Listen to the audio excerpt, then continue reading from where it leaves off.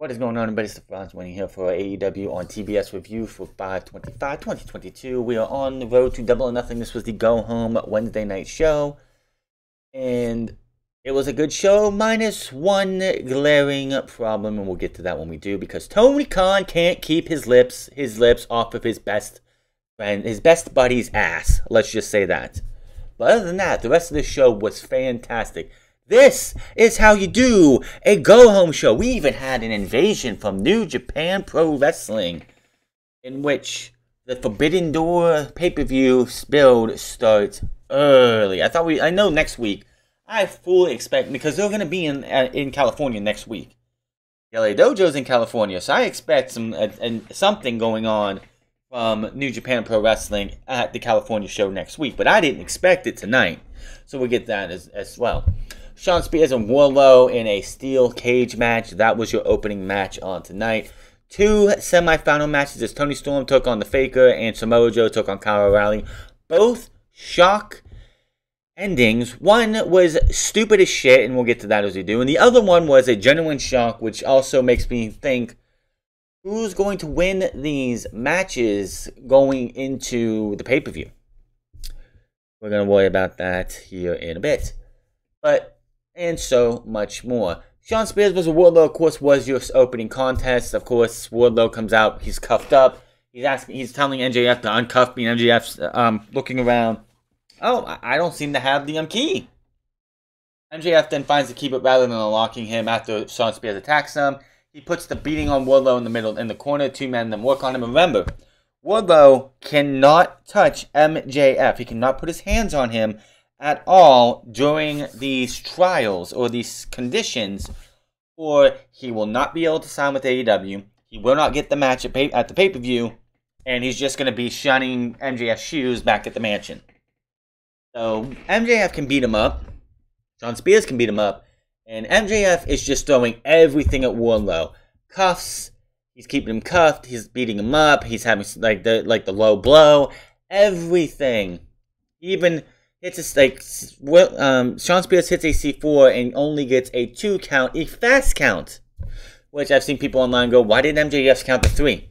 I mean, we've seen where one arm is up and the posting still, and the referee still counts to 3 in a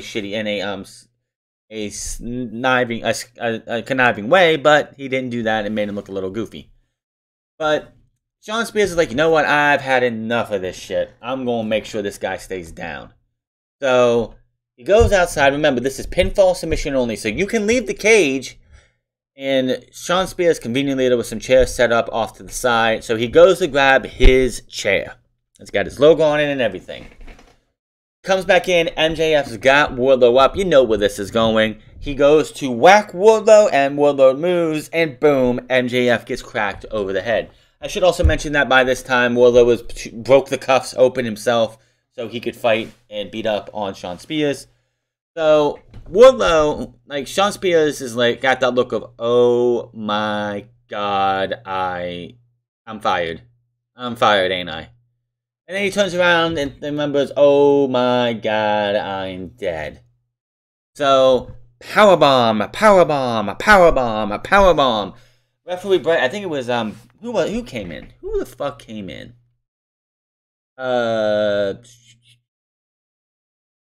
I think it was Bryce Rensburg came in, but 4 power bombs. He gets Shawn Spears' chair. He puts it down.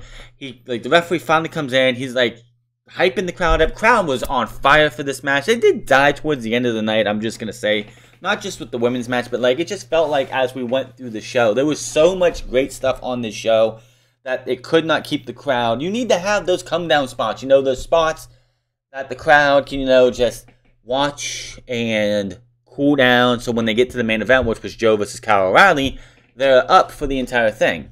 Just saying.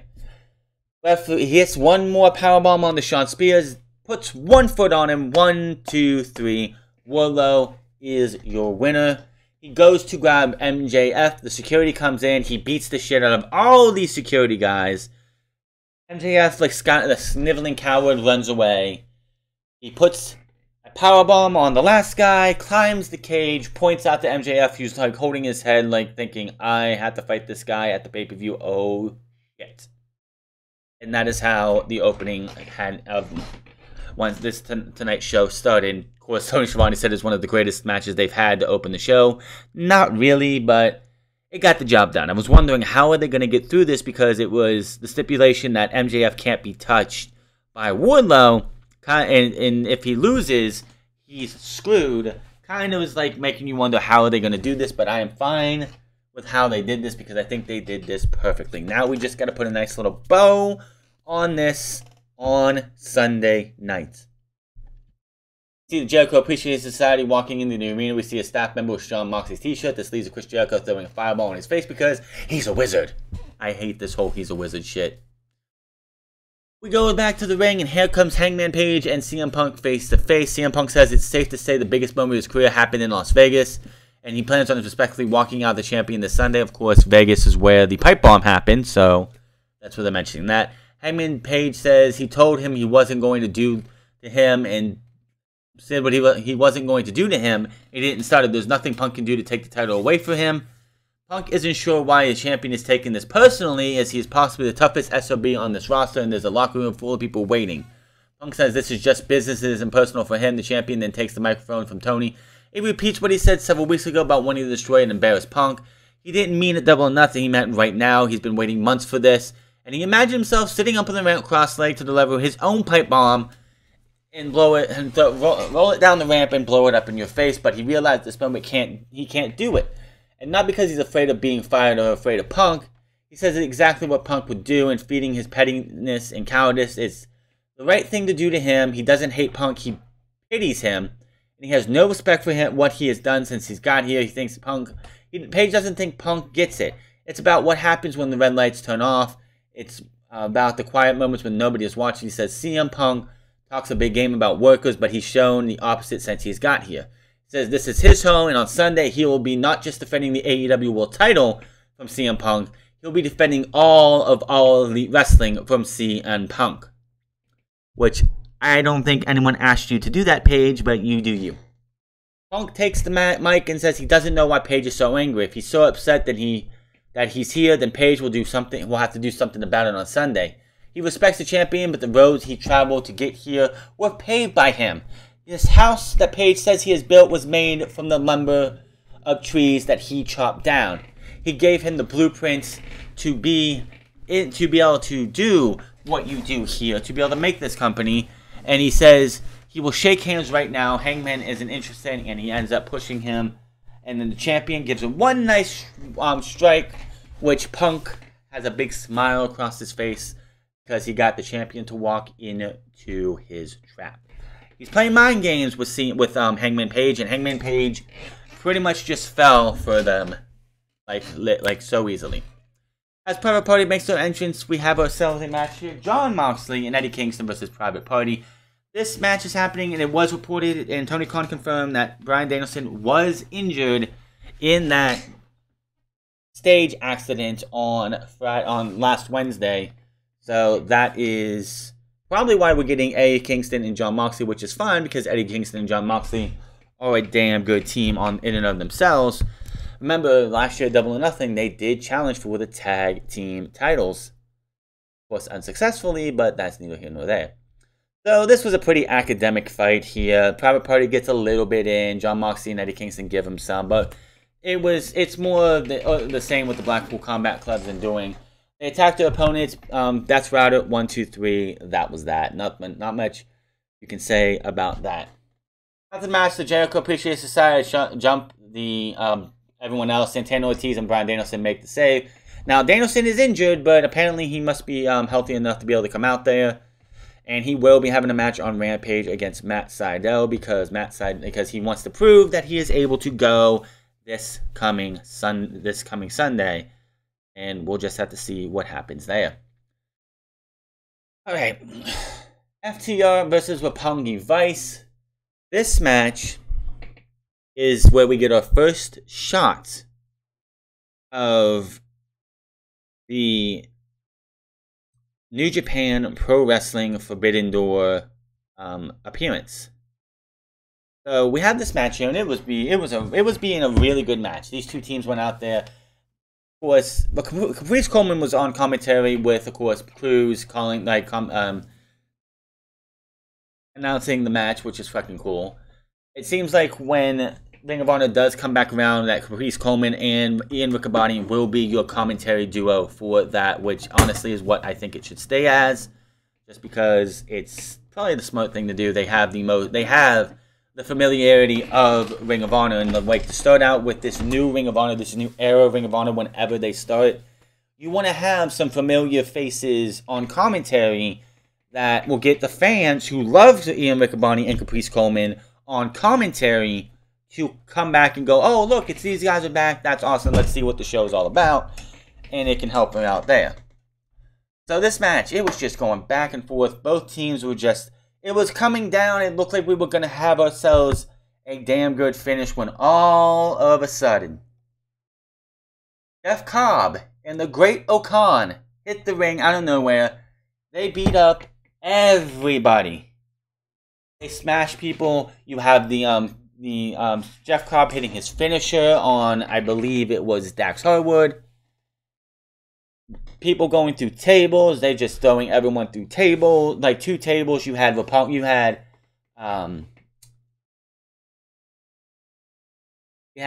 Rocky Romero put through a table. Cash Wheeler put through a table, whichever one. And in the end, both men hold up the Ring of Honor World Tag Team Championships. Of course, Jeff Cobb is a multi-time TV champion, if I'm correct, in Ring of Honor. And he is now part of the United Empire. This is your beginning of your New Japan Forbidden Door build, which is going to be in about a month. I believe it is the 21st of June. No, it would be, I think it's the 25th of June, which is a month from now.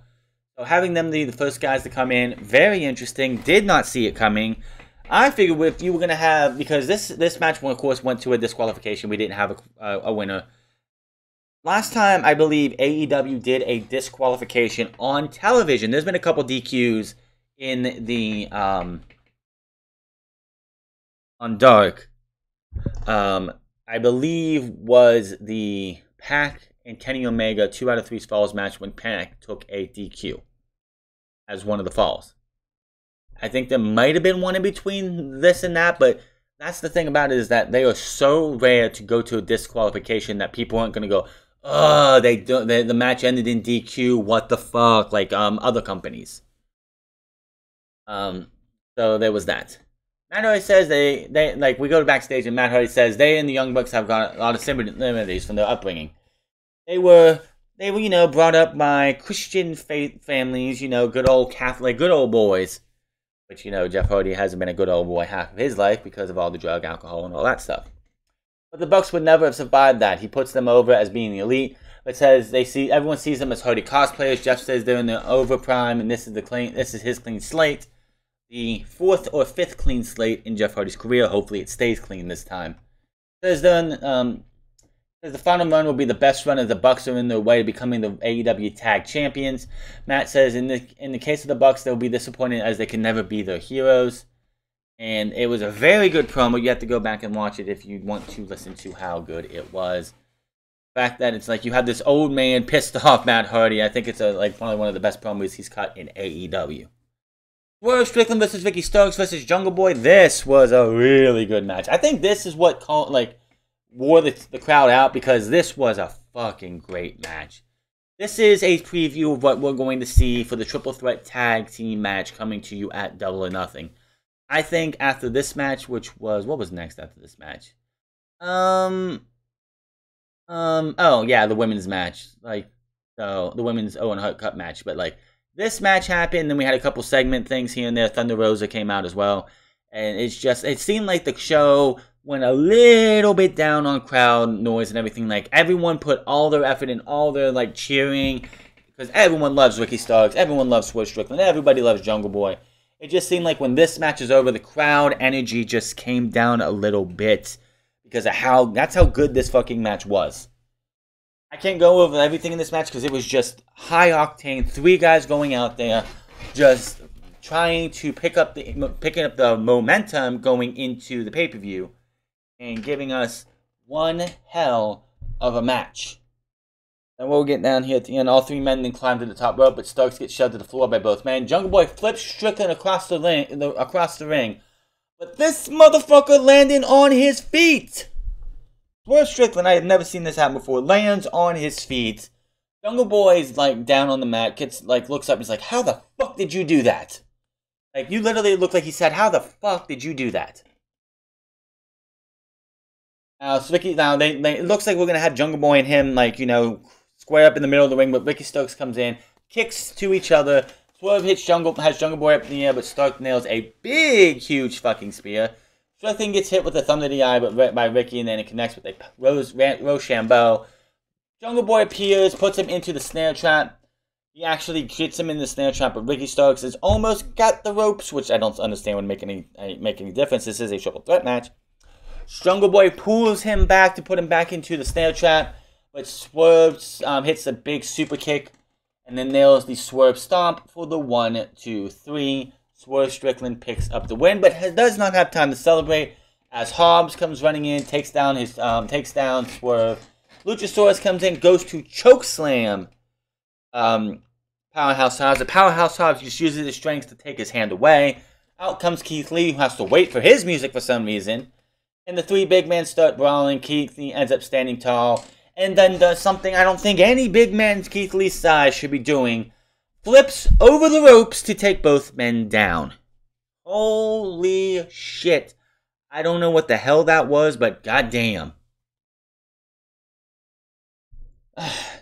We see Dan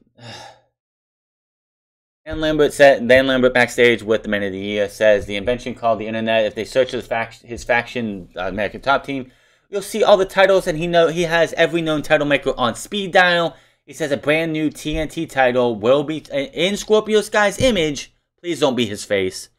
Please don't have his face on the front of it. I can't stand when a championship title has somebody's face on it. It's stupid.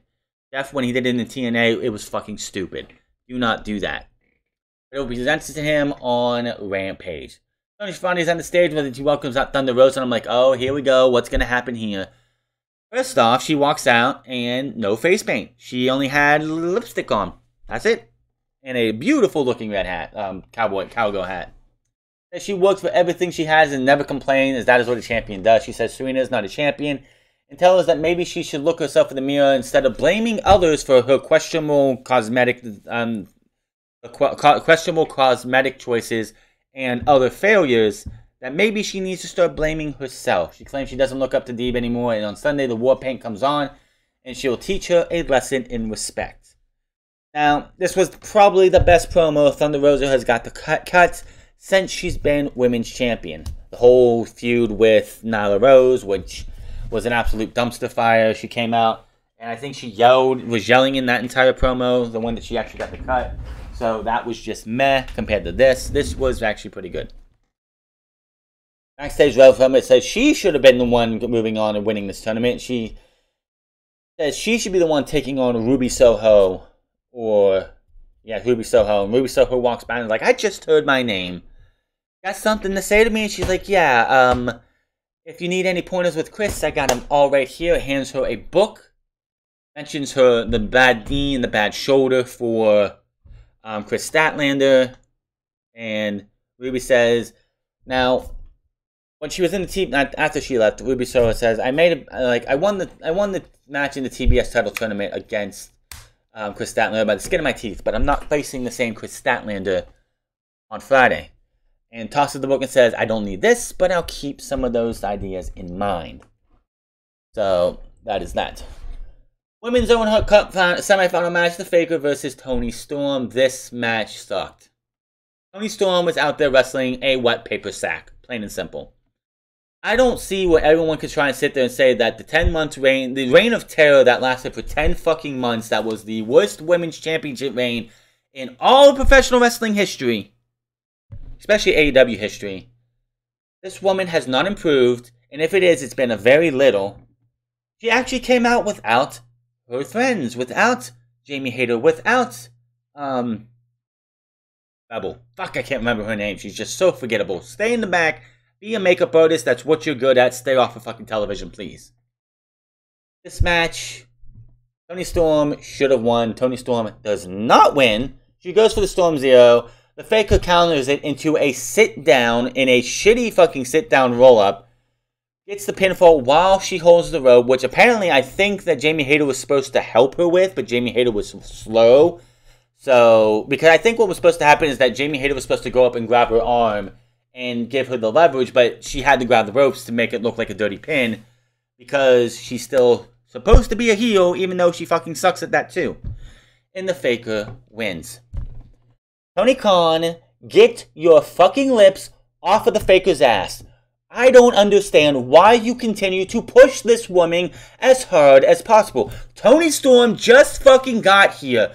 If anybody could have used this pay-per-view win and made it to the fucking finals to possibly win the tournament, it was Toni Storm. She had a 10-month title reign that went absolutely nowhere, devalued that women's championship so fucking badly that Thunder Rosa has to work extra hard to give it back prestige, and you put her in the fucking pay-per-view?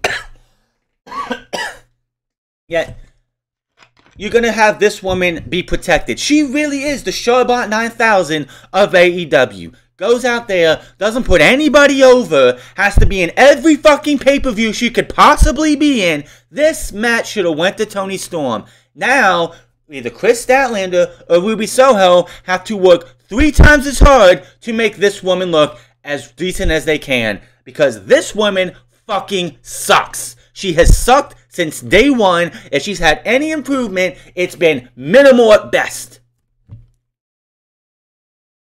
Then she won the championship, held it for 10 fucking months, burying everybody on the women's division.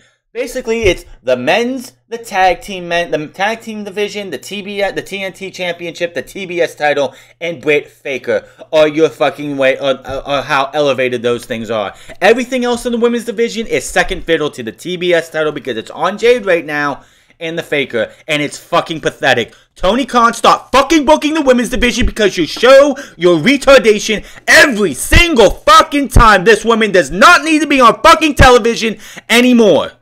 It's enough. Enough. She needed to lose tonight and disappear for 6 to 10 months. She is bringing your women's division down. What was the point of having Toni Storm? What was the point of signing Toni Storm, putting her in the Owen Hart Cup, and not having her make the finals? Are you fucking kidding me? This was pathetic. This is just Tony Khan showing his favoritism to his favorite fucking woman on the goddamn roster, not named Jade Cargill. Pathetic. Thankfully, that was not the actual main event. They called it a double main event, but no, this was the main event. Samoa Joe versus Kyle O'Reilly. And this winner was very shocking to me. I thought we were getting an all-elite finals, especially after last week. Last week, Samoa Joe beats Johnny Elite in the first match of the night, and then gets his arm attacked by Satnam Singh, Jay Lethal, and Sanjay Dutt. And I'm thinking, okay, well, that's going to be the way that they get Samoa Joe out of the tournament, is having Kyle O'Reilly attack that arm, which he did in a lot of this match. But in the end, Samoa Joe chokes out Kyle O'Reilly to make it to the finals. I'm fine with it. I think Samoa Joe versus Adam Cole should be a damn good finals, but it makes me look back to last week in the shot with the lead pipe. What was the point? If that wasn't going to be the way to get Samoa Joe, an easy excuse to get Samoa Joe out of the tournament by having Kyle O'Reilly win by just destroying that arm, it doesn't make any sense to me. And another thing is, I felt like we were building to Samoa Joe versus Jay Lethal for the Ring of Honor World TV Championship at Double or Nothing. But that's not happening. Oh, and nothing from Jay Lethal, nothing from Sanjay or Satnam Singh this week. Nothing at all. So straight away, Kyle O'Reilly goes down to the mat and tries to bring Samoa Joe down with him, but he powers back up. The television champion then drops Kyle with a huge chop to the chest and follows it up with several efficient jabs. He slams Kyle down, hits a chop to the back, and then a senton of strikes as she strikes continues.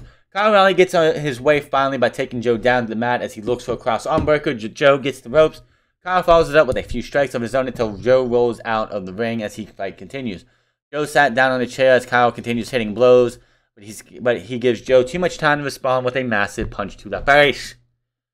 And he then charges with a boot across the face of Kyle. Back in the ring, Kyle O'Reilly regains control by grinding down on the jaw of Joe. He then also focuses on the arm of Joe. This is the hurt arm from last week.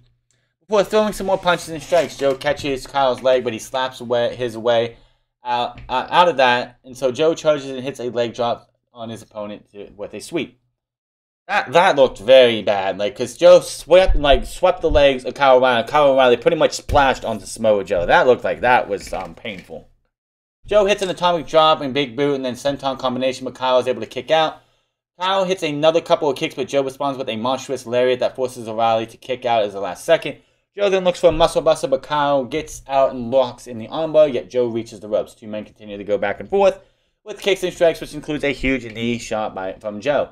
Kyle falls back to the bottom rope and bounces back and hits a lariat, only to get a Pele kick, and both men are down. Joe then looks for the STO, but Kyle reverses it and ends up going for the roll-up, only for Joe to reverse it into a Coquina clutch. And Kyle O'Reilly actually goes for the arm that is injured to try and get out of it, but Samoa Joe switches to the other arm and just latches in and chokes Kyle O'Reilly out to pick up the win and move on in a very good match. This is how much TV time Jeff and Adam Cole should have got last week. So that was definitely a damn good match. Of course, Adam Cole comes out after the match and just poses on the apron, and that's how the show goes off the air with Samoa Joe staring daggers into this man. So that is how the show goes off the air. And it was a good show, minus the women's division pretty much being buried to put over the Faker, who doesn't need it. Seriously, they continue to bury the women's division and put this woman over. They continue to hurt the women's division. There is no reason that she should, be winning this. There was no reason she should have won tonight. There was no reason she should have won last week. But, of course, they had to go up against Maki Ito. So, yeah. I don't know. Tony Khan just needs to give the book for the women's division to somebody who knows how to book women's wrestling, because he's failing every single time. Thunder Rosa's promo tonight was the first promo that actually felt like it was natural. It actually felt like she meant what she was saying. Since she won the championship. Everything before this, even the stuff with Nyla Rose, was fucking garbage compared to tonight. We'll see what happens. Let's talk about the 11 matches. There's 11 matches this week at the pay-per-view. I think that's a little too much. Unless some are going to be on the promo. Hookhausen versus Tony Nese, Mark Sterling. I'm going with Hookhausen, no doubt about that. Jay Cargill versus Anna Jay 2, which, again, if they would have put the tournament the right way, you would have had Red Velvet versus the Faker. Faker gets screwed by Red Velvet because of the baddies. That sets up Jay Cargill versus the Faker, because that's the only person on the roster outside of a Tony Storm that Jay Cargill has not wrestled for that title. Plain and simple. But Jay Cargill versus Anna Jay. Jade's winning because we have to have her streak continue to go. Samoa Joe versus Adam Cole. This one is a toss-up. Because with Kyle O'Reilly if Kyle O'Reilly would have advanced, I could see Adam Cole winning no problem. But Samoa Joe, I could absolutely see winning this whole tournament. I'm still going to say Adam Cole because it feels like that's the way they're going with it. I feel like he's lost big pay-per-view match. He lost all the big title matches. I think this is going to be something, because Samoa Joe's the TV champion. He doesn't need to win this. So I can absolutely see Adam Cole winning. Ruby Soho or Chris Statlander are going to lose to the Faker because we got to have the power couple thing. Because Tony Khan's got his lips all over his best friend's ass and is kissing her ass every single time, so she's going to win. Thunder Rosa versus Serena Deeb. I hope this match is damn good. I hope it's the best women's world title match we've had in a very long time. I say obviously Thunder Rosa is winning. There's no reason to have her lose the title just yet. Will Serena Deeb win the AEW Women's World Championship between now and next year? I could say maybe. Maybe. She should have been the first ever TBS champion. That's just me. Jurassic Express versus Team Taz versus Keith Lee and Swerve. This one, Well, Swerve and Keith Lee are not winning. They ended up getting... Swerve got the win tonight, so I don't see him winning whatsoever. And Keith Lee stood tall over everyone else. I would say... that... This one's a tough one. I could see this going any way. I can see this going 3 different ways. I can see every team winning. I'm going to sit there and say Team Taz pulls this one out by hook or by crook with Taz or someone else getting involved. Jericho Appreciation Society versus the Blackpool Combat Club and Santana, Ortiz, and Eddie Kingston, LAX, Anarchy in the Arena. I'm going with the Blackpool Combat Club, Anarchy in the Arena, and LAX. I don't know, it just seems like this isn't going to be far from over. I think we're going to be leading to a Blood and Guts. But it's not going to happen this. I don't know if we could stretch this all the way to All Out. But I see this going that way. House of Black versus Death Triangle. House of Black obviously need to win. They do not need to lose for a very long... And they don't need to lose until the Trios tournament happens. And either they win the titles or they lose in the finals. Just saying.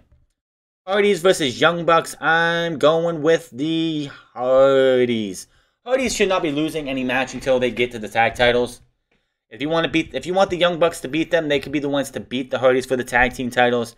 MJF versus Wardlow. Wardlow obviously is winning. If he wins, he's granted his release from his contract with MJF. If MJF wins, he'll be permanently banned from signing with AEW. Hangman Adam Page versus CM Punk. This is another one where you could flip 100 coins. 100 coins, one side has CM Punk, one side has Hangman Page, and you're going to get a different result every time.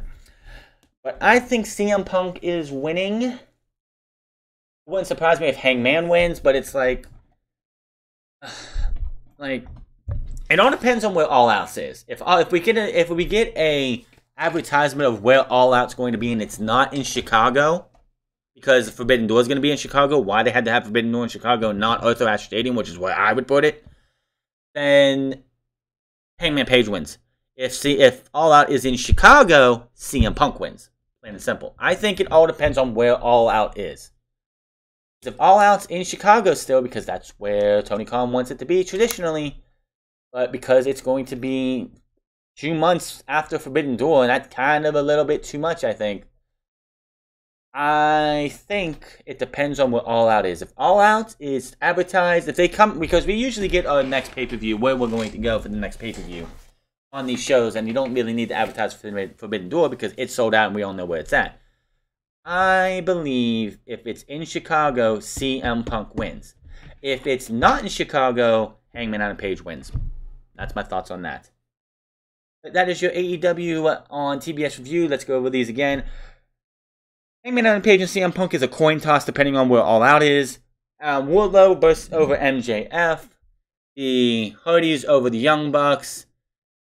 House of Black over Death Triangle. The Blackpool Combat Club and LAX over the JAS. Team Taz over the Jurassic Express and Swerve and Keith Lee. Thunder Rosa over Serena Deeb. Faker getting help from her friends to win the Owen Hart Cup because Tony Khan can't keep his lips off her ass. Samoa Joe versus Adam Cole. This is a coin toss, but I'm going with Adam Cole. Jay Cargill is going to beat Anna Jay because whatever. And Hookhausen is going to beat Tony Nese and Mark Sterling. But that is all. Hit that subscribe button, comment down below, like or dislike this video. Find me on Miles at the France Club. Find me on twitch.tv/the France Club. And find me on Instagram at the France Club. And I'll see you guys on Friday for SmackDown and Rampage. And I don't know when Rampage is. It says 5:30. I don't know. Until then, my name is France. I'll see you guys later.